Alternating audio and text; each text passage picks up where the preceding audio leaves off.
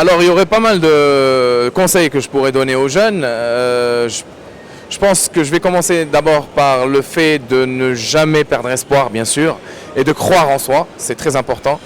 Après, bon, on dit que le destin fait le reste, c'est sûr, mais il faut jamais perdre espoir et il faut garder son objectif en tête. Après, ça dépend aussi de chacun, puisque il faut savoir déjà ce que l'on veut faire. Ça, c'est très important, parce que je pense qu'il y a beaucoup de jeunes qui ne savent pas vraiment ce qu'ils veulent faire. Donc, ils se réveillent le matin, ils se prennent un petit café, ils font un petit tour, et voilà, on va voir. Demain, je vais aller à l'école, après-demain. Non, qu'est-ce que j'ai envie de faire réellement? Qu'est-ce que j'ai envie de devenir demain? Qu'est-ce que j'ai envie de devenir aujourd'hui? À commencer par se dire, voilà, je suis déjà cette chose que j'ai envie d'être. Je pense à moi, quand j'étais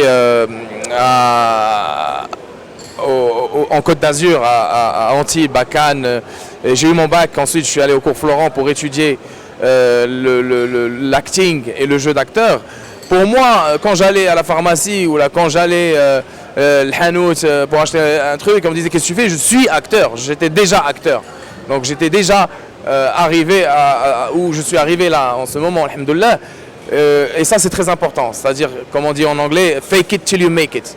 Tu dois te mentir à toi-même et te dire que de toute façon, je vais y arriver, quoi qu'il arrive. Et si jamais j'y arrive pas, au moins j'aurais essayé et ça vaudrait le coup d'essayer.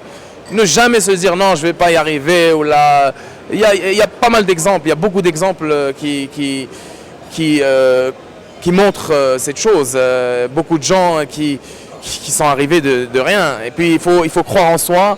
Au début, je ne vais pas vous cacher que moi je travaillais pour rien, je travaillais pour un sandwich, même pas. On faisait avec les étudiants de l'EICAR, l'École internationale de création audiovisuelle et de réalisation, place d'Italie à Paris.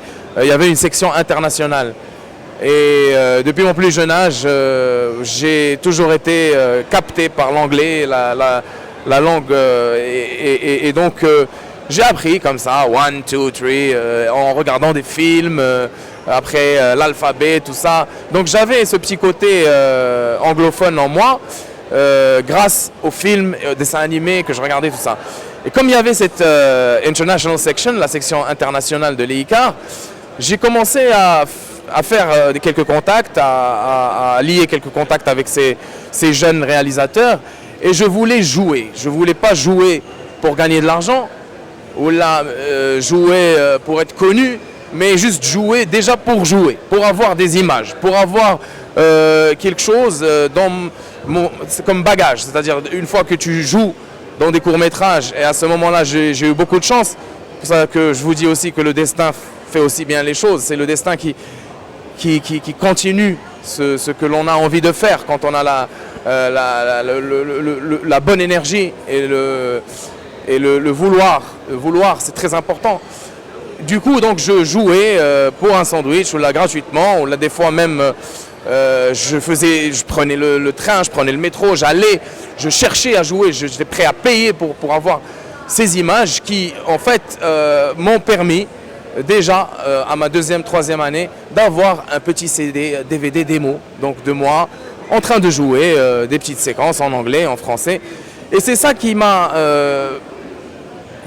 laissé, en fait permis de me vendre en quelque sorte et d'autres choses aussi, comme je me souviens, quand tu veux devenir acteur, il n'y a pas que la vidéo, il y a aussi les photos. C'est-à-dire qu'il faut faire quelques vidéos, quelques courts-métrages, quelques passages, même j'ai fait de la figuration dans le film Un secret de Claude Miller.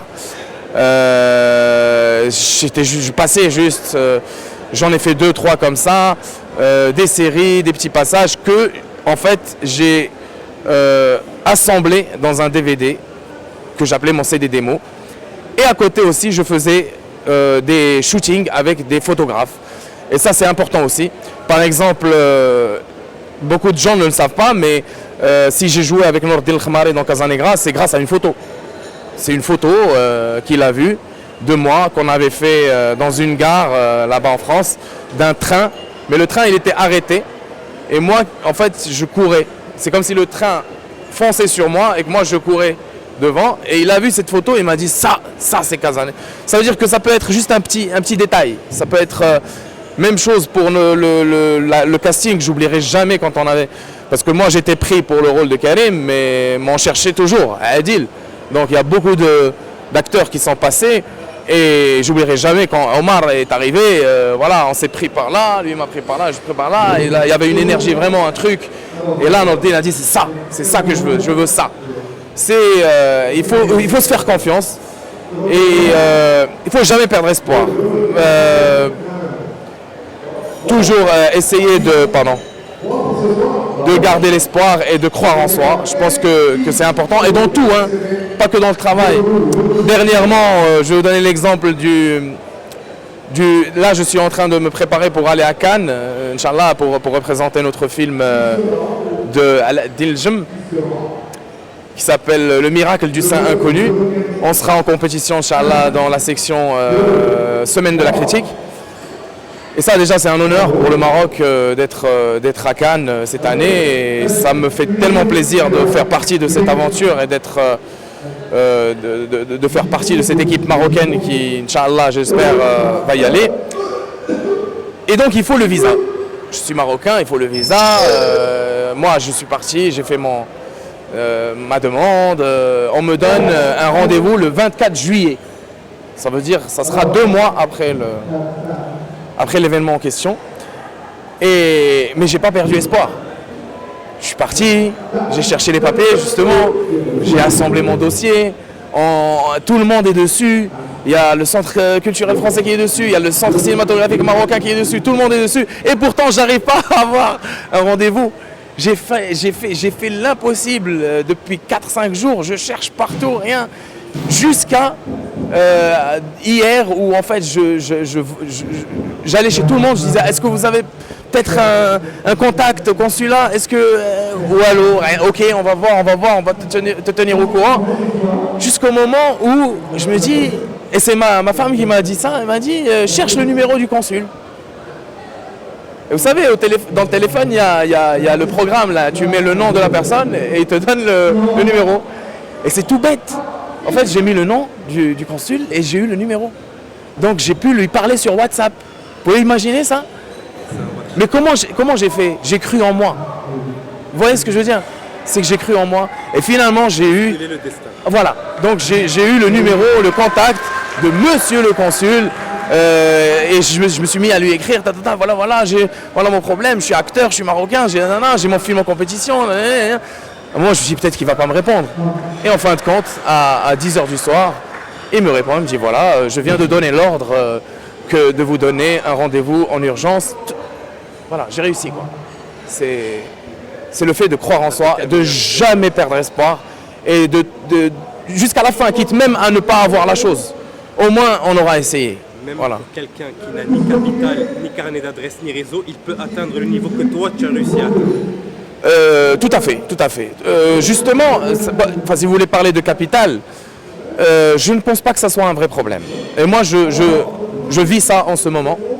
Avec le métier que je fais, dans ce domaine, on peut faire des films. Pour faire un film, il faut un budget.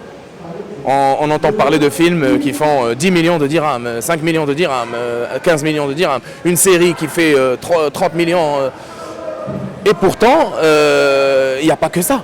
C'est-à-dire si moi, je décide avec toi et avec quelques personnes de faire un film, et qu'on a un scénario, on fait un brainstorming, on écrit un scénario, personne ne va nous dire ah non, attendez, vous n'avez pas 20 millions de dirhams pour tourner, qu'est-ce que vous faites? Non, on peut le tourner.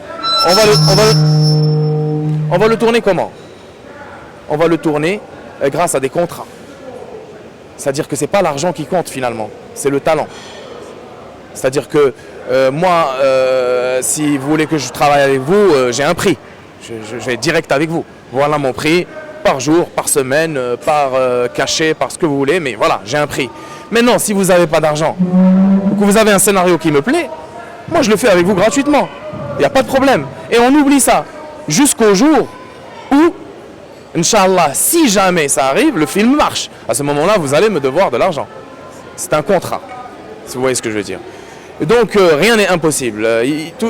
Et dernièrement, on a fait un film qui a réussi d'ailleurs, qui est toujours en salle, il a fait quelques mois de succès, grâce à ça, qui s'appelle Taxi Bid, et qui marche très bien. D'ailleurs, je salue Monsef Malzi, le producteur et réalisateur, sa femme aussi, Sahar Siddiqui, qui ont cru en eux et qui ont cru en nous.